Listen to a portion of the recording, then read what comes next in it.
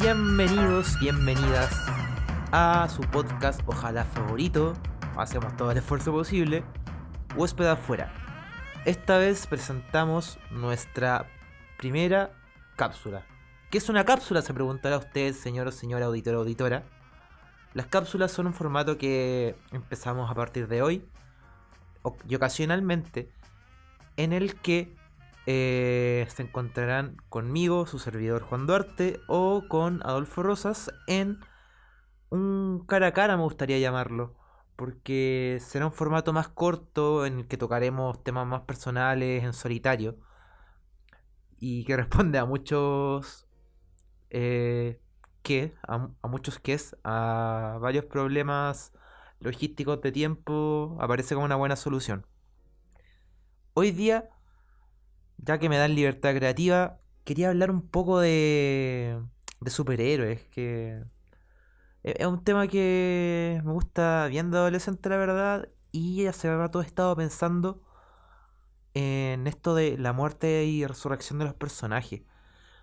Ahora, hace no mucho tiempo, con el estreno de Avengers Endgame, eh, me dejó dando vueltas la reacción de cierto público, porque ya habíamos visto en Avengers Infinity War la muerte de muchos personajes, o al menos la aparente muerte, y ahora en Endgame la resurrección, y las dos veces hay una gran parte del público que así, pero en masa, quedan impactadísimos y preguntándose qué pasó, y cómo pueden matar a un personaje, y cómo pueden revivir a un personaje.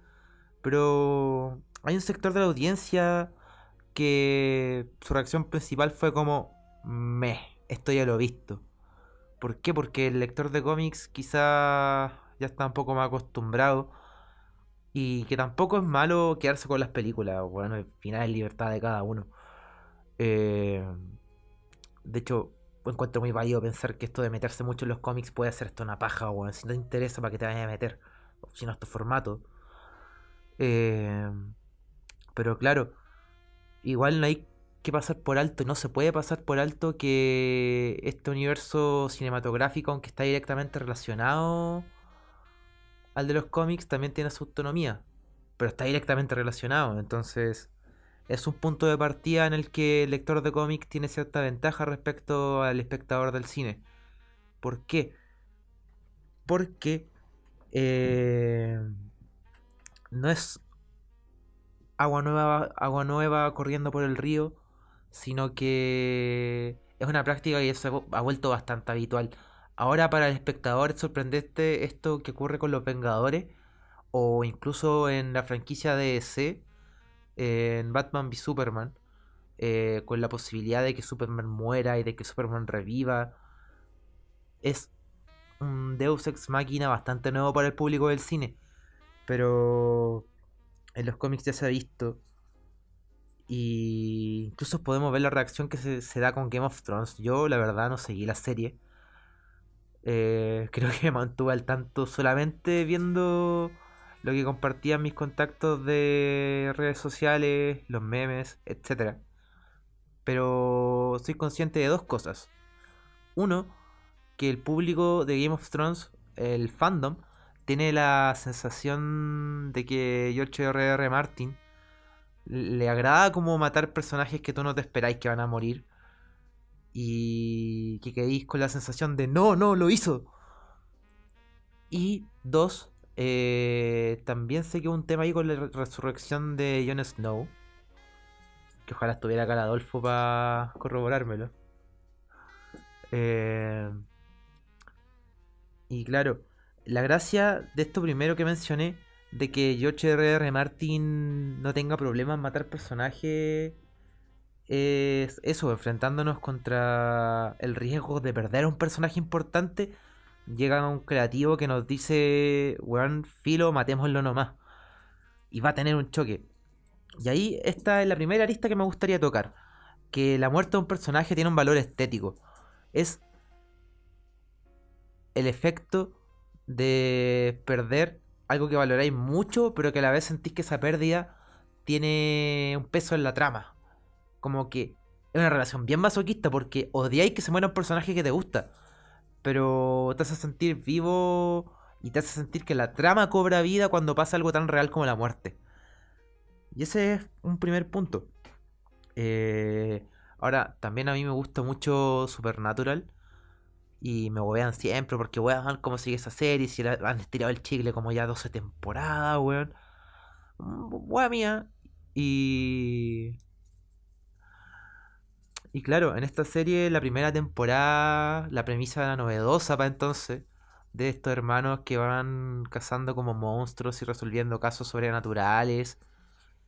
Eh, Se mezcla, o sea, esta trama de cada capítulo se mezcla con una trama de temporada que es a los hermanos buscando a su padre, que al parecer está en peligro.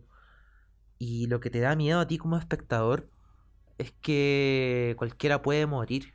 Que si uno de los Winchester muere, se muere, po, weón. Y ahora ya pasando de la temporada 10 los weones han muerto todos al menos una vez. Han pasado por el cielo, han pasado por el purgatorio, han pasado por el infierno, vuelven a la tierra. Entonces, como se murió un personaje supernatural, nah. No es como una weá irresoluble, po, weón. Incluso, si lo pensáis, Dragon Ball sistematizó esta weá, po. Dragon Ball en un principio era innovadora por matar personajes. Y bueno, también hay que comprender que Dragon Ball funciona por un sistema de power-ups.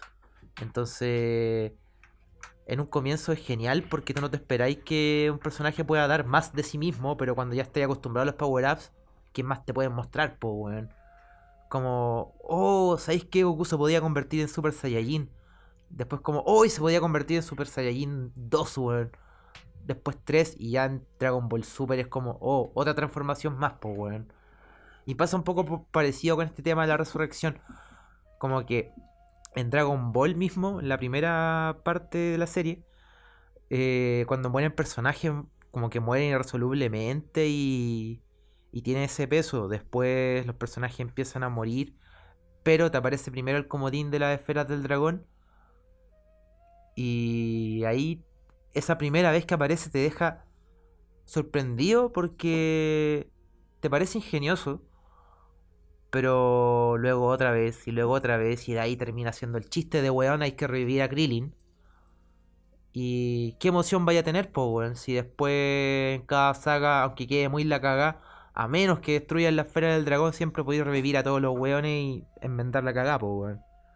Como que en ese sentido mata un poco la emoción de la wea. Pero también toca cierta satisfacción de que cuesta despedirse de personajes, weón. Entonces, por eso es tan efectivo al principio. Ahora,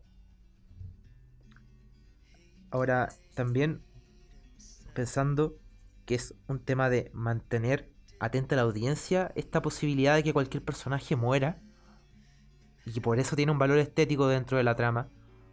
También tenéis que pensar tú como escritor, como guionista, que si matáis un personaje perdiste un elemento, pues bueno, ya no lo podía usar dentro de la trama. Y cuánto te importe eso ya va a tener que ver con el valor comercial que le dé el personaje. Bueno, y ese es el segundo punto al que quería llegar, pues.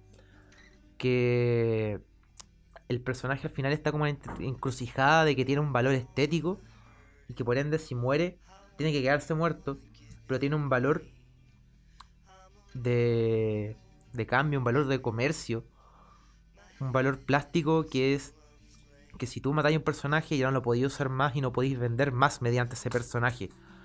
En el fondo lo estáis monetizando y es brígido pensar que hasta Goku tiene una plusvalía, po, weón.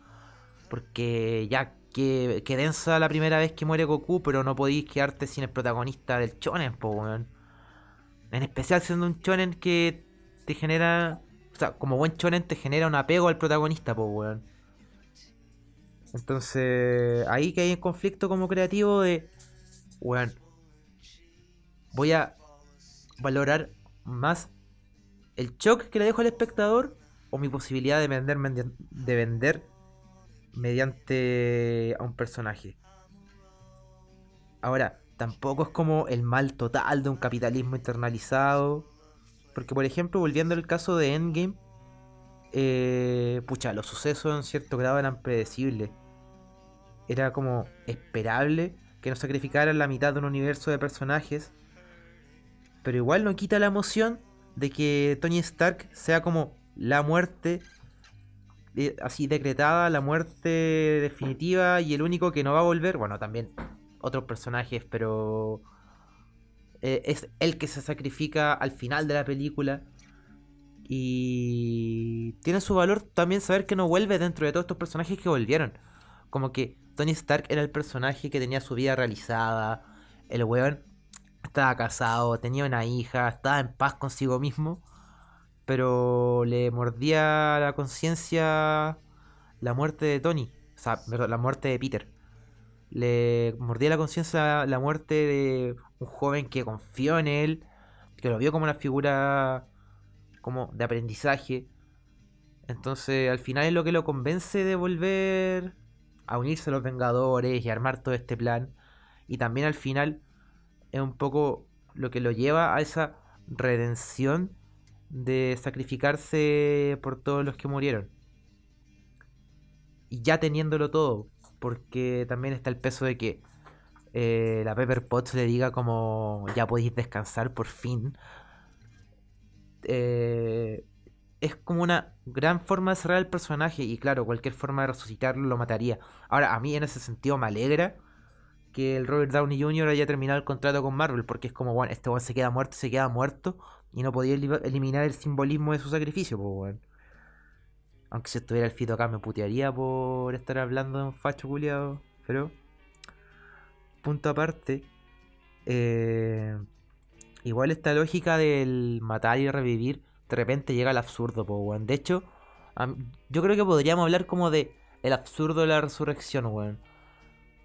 Un primer caso sería como en Rick and Morty, porque pasa esta weá de que dejan la cagada en una dimensión y tienen que escaparse a otra.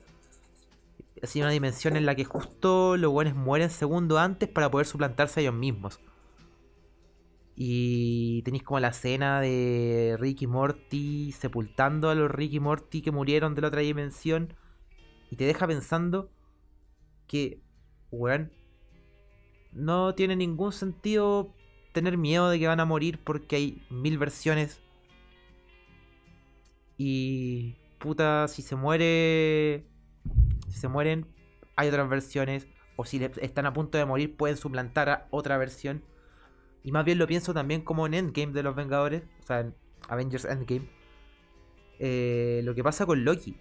Porque de los personajes que murió y no resucitó, Loki a la vez igual tiene como su punto de escape en el sentido de que hay un Loki de otra dimensión, o sea, de otro multiverso que escapa y que probablemente sea el Loki de la serie en un futuro, de la serie que están planeando. Entonces, como que pierde el valor de que se muera un personaje como Loki si al final va a tener una serie Loki de la otra dimensión. Ahora, igual me resulta interesante pensar qué va a pasar con Loki, porque es el Loki entre comillas malo todavía. No es el Loki ya bueno, o al menos lo suficientemente bueno como para sacrificarse intentando matar a Thanos. Pero igual como que deja un gusto raro en la boca si lo pensáis. Ya, y el otro absurdo, ya brígido del personaje resucitado es Kenny, po, weón. Kenny de South Park. Que este cabro chico que primero como talla, sí, muere todos los capítulos y resucita el capítulo siguiente. Y está el sketch al final de... Oh, Dios mío, mataron a Kenny. ¡Hijos de puta! Entonces, ya lo ridiculizan y lo ridiculizan aún más cuando hay una serie de capítulos en que te explican por qué a Kenny le pasa esta weá, pues cuál es el origen de la resurrección de Kenny. De repente hay otra serie de capítulos en que Kenny muere, pero de verdad así definitivo, pero Carmen se comió su ceniza y ahora lo persigue, o sea, persigue a Carmen en su cuerpo. Entonces, es ridículo y más allá del ridículo, me gustaría decirle. Y aquí voy con esto del absurdo de la resurrección. Que la ironía inicial de que nadie se inmuta deriva en un conflicto de que la resurrección sea tan frecuente que te crea una predisposición de verosimilitud. O sea, tú estás acostumbrado ya a que esta weá pasa siempre. Y como espectador lo consideráis recurso válido, po. Ya te deja de sorprender. Que ese sí es el gran contra. Y es como el mal del capitalismo ejemplificado en esta weá de los personajes que mueren y resucitan y mueren y resucitan. Y ya como para cerrar un poco, hacer el contraste entre esto que está pasando en las películas de Marvel y DC, que no es tampoco nada nuevo bajo el sol, y de hecho que podemos aprender de lo que pasó en los cómics. Porque en los cómics hay como muertes icónicas, como, no sé, pues en DC, ya la primera muerte, pa, Barry Allen, el segundo Flash sacrificándose por el universo. Y ven que es un recurso fuerte y después experimentan y encontráis con muertes humanizadas, como la de el primer Capitán Marvel, que es un superhéroe que muere, pero muere de cáncer, po, weón, que es un problema humano así hasta los huesos. Y hay un problema como humano hacia hasta los huesos. Y después ven que resulta esta fórmula. Entonces empiezan con cómics igual icónicos como la muerte de Superman. Y después empiezan a matar a todos los superhéroes al menos una vez. Y es un concepto innovador.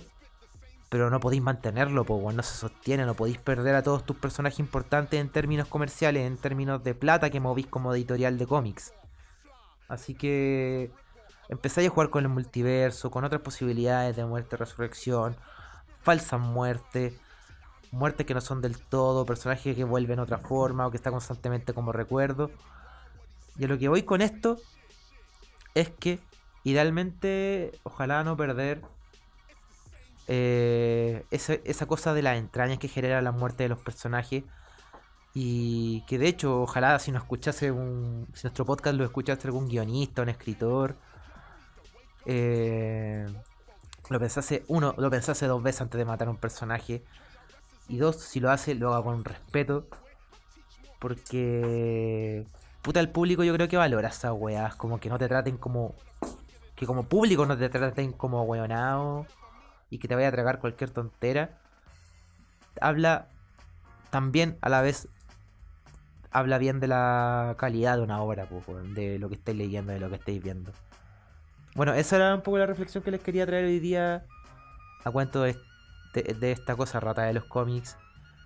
Y eso, despedirme. Nos vemos en una próxima edición. Chau, chau, chau, chau.